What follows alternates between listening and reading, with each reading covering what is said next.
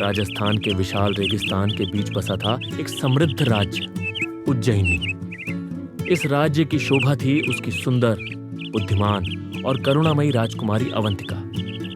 उनका विवाह निकटवर्ती राज्य के पराक्रमी युवराज विक्रम सिंह से हुआ था। विवाह के बाद उज्जैनी में उनकी पहली होली का आयोजन बड़े धूमधाम से किया गया, परंतु कोई नहीं जानता था कि यह होली अवंतिका के जीवन की सबसे भयावह याद बन जाएगी। एक ऐसा श्राप जो पीढ़ियों तक बना रहेगा।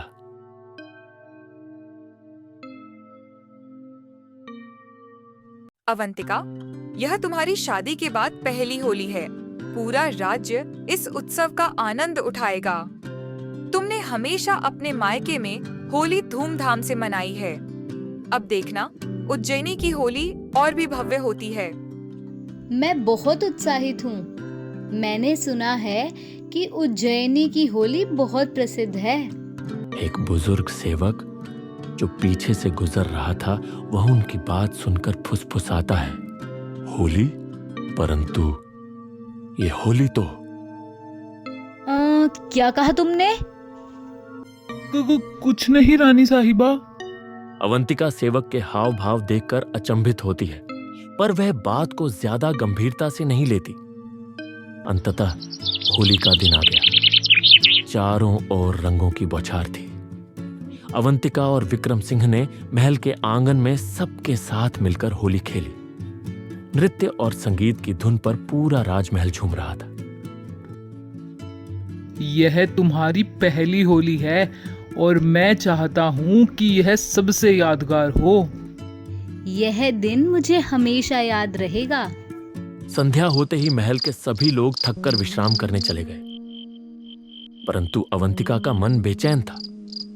महल की छत से नीचे देखते हुए उनकी नजर पुरानी रानी के कक्ष पर गई, जो वर्षों से बंद था।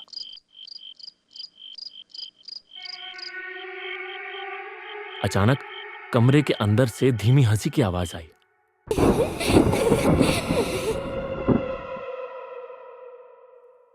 अवंतिका का कलेजा कांप उठा। उसने सोचा, क्या ये मेरा भ्रम है? अवंतिका ने अपनी दासी से पूछा, यह कक्ष किसका है? यह कक्ष वर्षों से बंद है। यहाँ किसी को जाने की अनुमति नहीं है। क्यों? कहते हैं महल की जो पहली रानी पद्मावती थी, उनका अंत यही हुआ था, और वो भी होली के दिन। अरे छोड़ो, ये सब तुम लोगों का अंधविश्वास है। वह महल के गलियारों में चलने लगती है। जैसे ही वह पुरानी रानी के कक्ष के पास पहुंचती है, दरवाजा अपने आप खुल जाता है।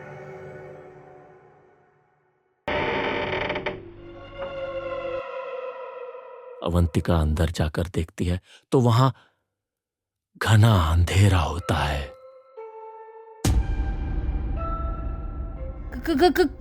कौन है यहाँ? अवंतिका की सांसें तेज हो जाती हैं। वह पीछे मुड़ने की कोशिश करती है, लेकिन उनके पैरों में जंजीर जैसी कोई चीज लिपट जाती है। अचानक कमरे के कोने से एक धुंधली आकृति प्रकट होती है। पद्मावती की आत्मा, जिसका चेहरा विकृत है, आंखें सुर्ख और हाथों से खून टपक रहा होता है। क्या तुम मेरी जगह लेने आई हो, अवंतिका? होली के दिन मुझे छल से इस कमरे में कैद कर दिया गया और फिर जला दिया गया। अब हर नई रानी इस श्राप का हिस्सा बनेगी। तुम भी, जो दर्द मैंने भोगा, अब उस दर्द की भागीदार तुम भी बनोगी। अवंतिका चीखती है और उनकी आंखों के सामने अंधेरा छा जाता है। अवंतिका की चीख सुन महल के लोग घबरा जाते हैं। विक्रम सिंह और सैनिक उन्हें ढूंढने निकलते हैं। अंततः वे उन्हें पुरानी रानी के कक्ष में पाते हैं, निर्जीव।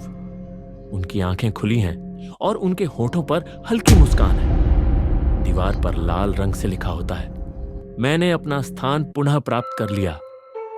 मेरी जगह इस